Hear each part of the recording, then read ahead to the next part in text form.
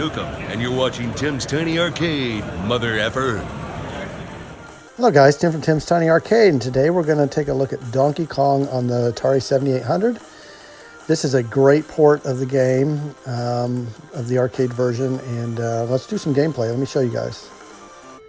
Alright, so here's level 1. This is set up just like the arcade. The ramps are exactly the same, and where previously you had the ColecoVision, it was always considered the best port at the time.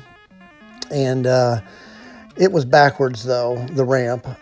Donkey Kong was on the right side, where this one is exactly just like the original, and looks good. The sounds, they're okay. I mean, I'm not super excited about the sounds, but they didn't put a great sound system in the Atari 7800.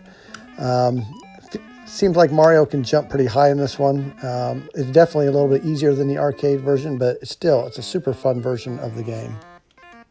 Okay, so that brings us now to the spring level, which in the arcade, this would have been the third level.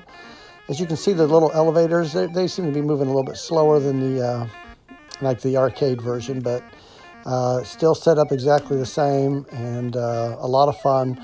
Only difference is I feel like Mario's got a little more jump, because look at this jump I'm going to make right here, all the way up to the top. I don't think you can do that in the arcade version, but still, it's Donkey Kong, and I love it. That's the spring level right there. And then after you beat the spring level, you're going to go to girder level. And this is the second screen in the arcade. But anyway, they're just out of order for the Atari 7800 compared to the arcade. But let me show you this pattern I run. Usually I take I run left, I'll take that bottom plug out, and then the second level I'll skip. Then I take the two plugs out at the top, and then you want to come back down and grab this hammer. The reason you want to do that is then if you can get some of the fireballs, you can get them trapped on the left side. I'll run this pattern on the Atari 7800.